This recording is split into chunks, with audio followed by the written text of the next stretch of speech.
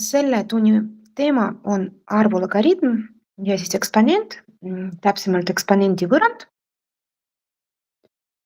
Ja valemid, mis me selle teema jaoks peame teadma, on siis astme omadused.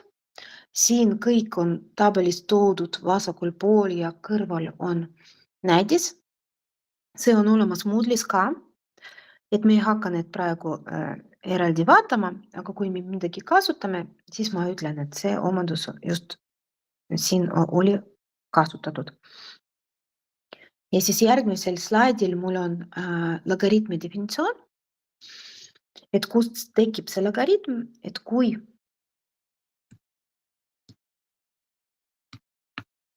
mingi arv a astmel x, see on b, siis me võime kirjutada, et logaritm b alusel a võrdub x. Et kõik need samad arvud a, b ja x me lihtsalt kirjutame teistpidi ja see logaritm ongi vajalik, et aste leida. Ja siin on eraldi nimetused ja logaritmil endal on ka omad omadused.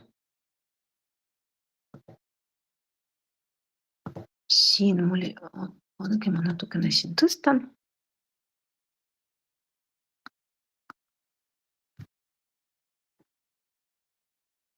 Siia poole. Ja need me hakkame kasutama ka praegu, et lahendada. Mul ei ole siin palju ülesandeid, et üks video, mis on selle teema kohta, on Moodle'is olemas, ma panin teile, et te võite veel seda vaadata, kuidas eksponentvõrrandid ja logaritmvõrrandid lahendatakse, aga eksamil peaaegu iga aasta on nad selline ülesanne on, kus on logaritmvõrrand ja kus on eksponentvõrrand. Ja samas on logaritmi definitsiooni, mis on logaritm ka vaja teada, et see ka tihti kuskil ühe punktina mingis muus ülesandes ka antud. Et vaatame ülesanne, see võrrand on eksponentvõrrand ja eksponentvõrrand ongi selline võrrand, kus on tundmatu astmes. Eelmise aasta eksamil oli sarnane, siis ma koostasin ülesanded, mis on vaja lahendada samamoodi, aga teiste numbritega. Et kuidas me lahendame selline eksponentvõrrand? Et meie eesmärk vasakul ja paremal pool teha sama alus. Ehk meil on näiteks, kui meil on ühel pool 4 astmel x-3, siis teisel pool hea, kui ka 4 mingis astmes. Või siis mingi muu alus, ja mitte 4, näiteks 2. Et mis me saame teha siin paremal pool? Meil on alused 2 ja 2 ja erinevad astmed. Vaatame omadused. Et meil on siin erinevad omadused, mis me võime kasutada. Ja need omadused, ma natukene siia poole tõstan. Siin sobib omadus, vaadake selline. See on täpselt sama olukord, nagu meil on. Meil on samasugused alused, kahed, ja astmed on erinevad. Ja mis me siis teeme? Meil on üks kord kirjutatud alus ja astmed on liidetud kokku. Teeme see töö paremal pool.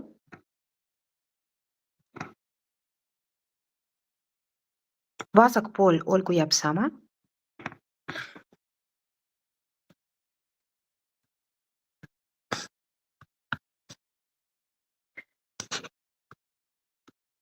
Liidame astmed. Ja alus, see 2, mis oli, see jääbki 2, ja? Mitte 4. Vot väga tihti õpilased teevad siin valesti, et nad korrutavad need alused ka, aga kui vaadata omadus, mis ma just näitasin, seal seda pole. Seal oli A ja jäi A, ehk meie jaoks on 2. Ühel pool on meil 2. aga teisel pool on 4.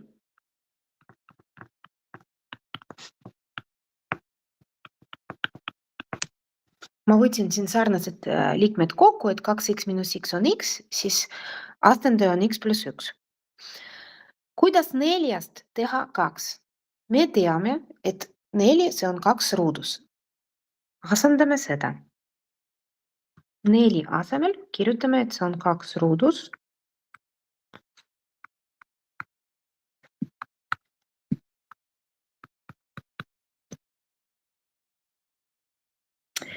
Ja üks omadus vasakul pool me võime kasutada.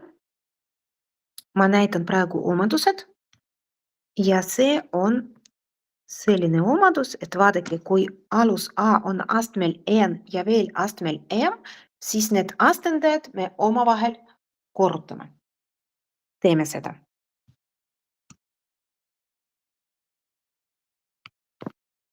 Ma korrutasin 2 ja x miinus 3 ja siis ma 2-ga korrutasin mõlemad x ja miinus 3.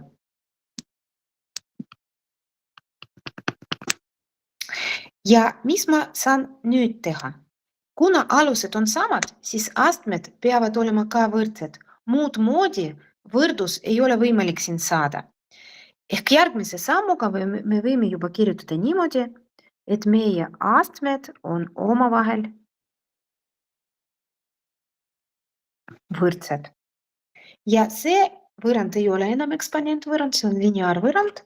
Lahendame seda.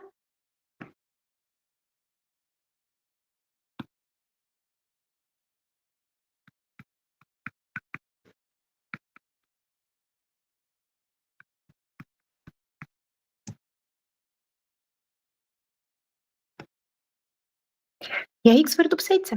See on meie vastus.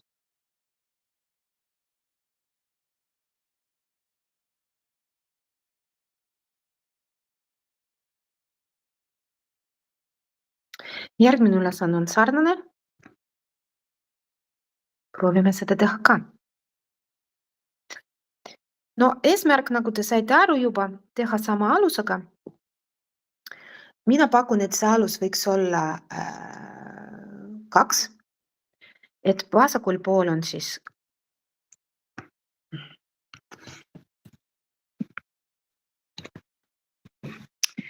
2 astmel 3, see ongi 8. Ja paremal pool 4, see on 2 astmel 2 ja veel astmel x, siis 2 ja x ma korrutan. Korda 2 astmel 2 miinus x. Nüüd ma kasutan sama omadust, mis me esimesena eelmine kord kasutasime. Ma mõtlen paremal pool ja siin ma need korrutan ära. Vasakul pool, siin on 2x pluss 2 miinus x ehk ma liidan kokku. Ja nüüd ma võin juba tegelikult kirjutada, kuna alus on mul sama 2 ja 2 vasakul ja paremal, siis ma juba kirjutan ilma aluseta.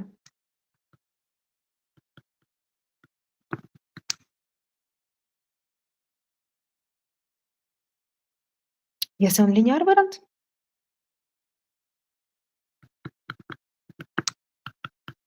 X-id ühele poole, X-ita teisele poole, 2 x võrdub 5, jagame 2-ga, x võrdub 2,5.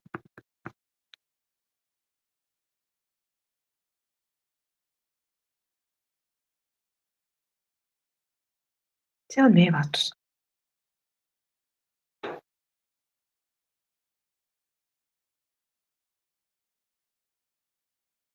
Mul on veel üks siin, aga seda ma jätan teile, et pärast te saate harjutada, et tehke seda iseseisvalt. Reegel on sama, ehk meetod, mis me kasutasime esimeses ja teises, on sama. Aga meie liigume edasi, me proovime nüüd logaritmiga. See ka võetud eelmise aasta eksamist, sarnane, mitte sama. Et siin me kasutame logaritmi omadus. Ma näitan millist. Ja see omadus on see. Et kui on mul logaritmide summa, muidugi alus peab olema sama, ja, siis ma saan logaritmitavad ehk x ja y omavahel korrutada. Proovin seda siin kasutada ja vaadake, mis ma saan. Alus on 2 ja siis ma korrutan. Ma ei korruta logaritmid omavahel, ma korrutan logaritmitavad. Ehk mul oli 2 logaritmi sümboli, nüüd jäi ainult 1. Ja omadus just nii ütleb meile, ja, et oli 2 korda logaritm kirjas, nüüd on 1 kord. Ja see võrdub 4. Mis ma nüüd saan teha? Mina saan kasutada logaritmi definitsiooni.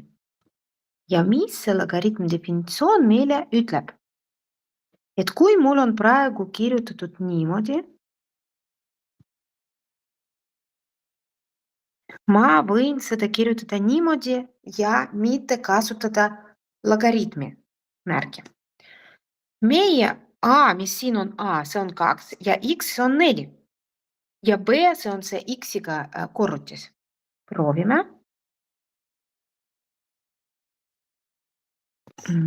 Ma ei kasuta seda, ma kasutan niimoodi. 2 astmel 4, see on siis A ja X ja teisel pool on siis see B.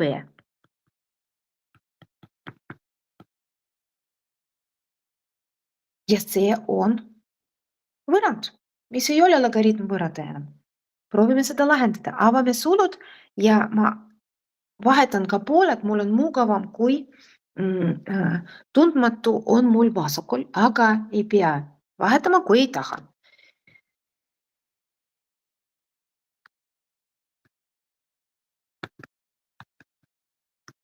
Ja 2 astmel 4 on 16.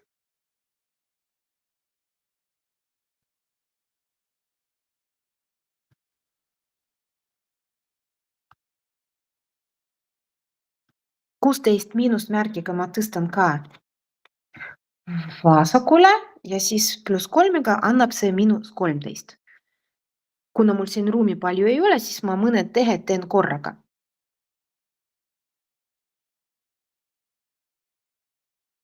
See on ruutvõrrand. ABC, ma kohe arvutan D.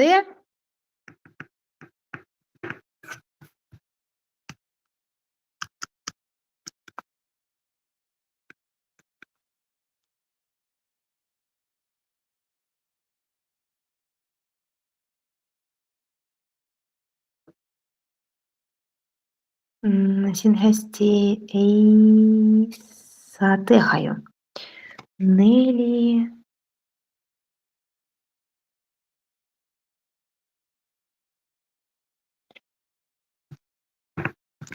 Viiskümmend 68.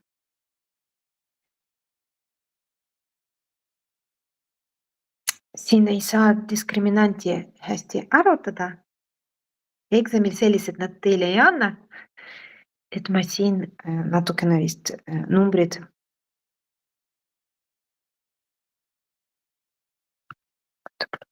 See on minu 4, 52, 68. On mul õige kõik, jah?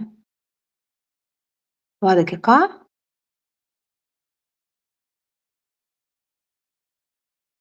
No siis arvutame ligikaudu.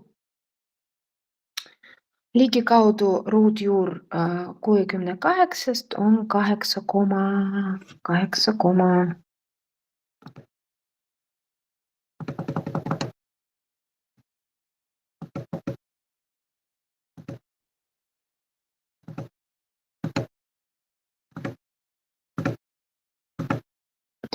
Kaheksa koma 25.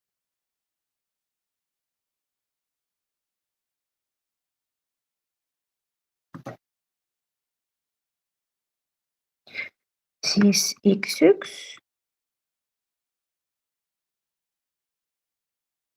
Neli pluss 8,25 jagatud 2-ga. see on siis, loodan, et te arvutate ka.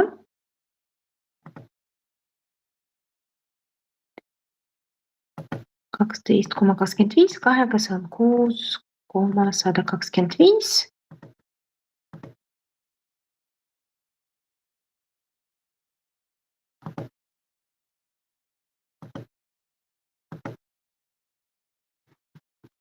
Kuus.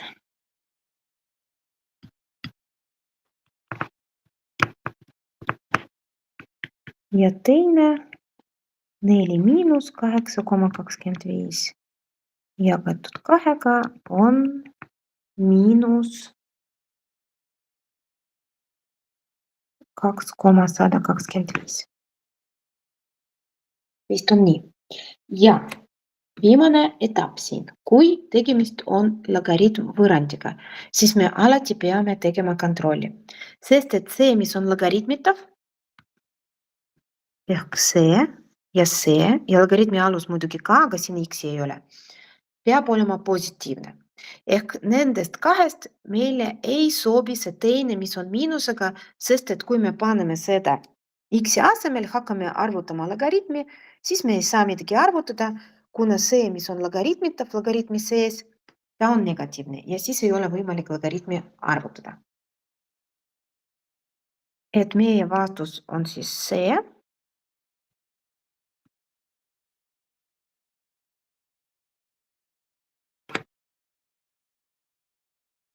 Vaatame edasi.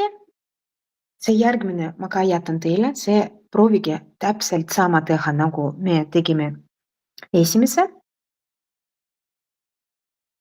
Ja miinusmärgiga, aga ma pigem teen, miinusmärgiga on omadus, mis on miinusmärgiga, vaadake siia. See omadus miinusmärgiga, ehk me ei korruta logaritmitavat, me need jagame. Aga viimasena me jõuame veel teha seda võrrandi. Ja siin me kasutame kaks omadust, see miinusmärgiga omadus ja see viimane omadus. Ka, et ma tahan just selle arvuga, mis on logaritmi ees töötada, see läheb logaritmeeritava astmeks. Et esimesena ma teen niimoodi, et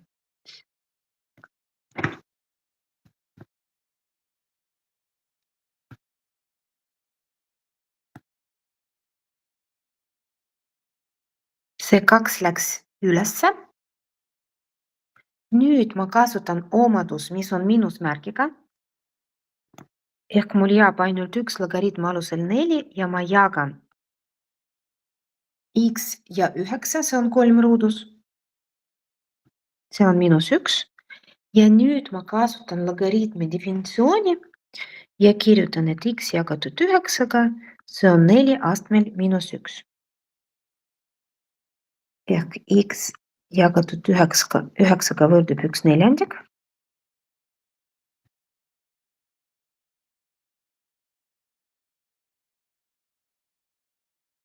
Ja x võrdub 9/4.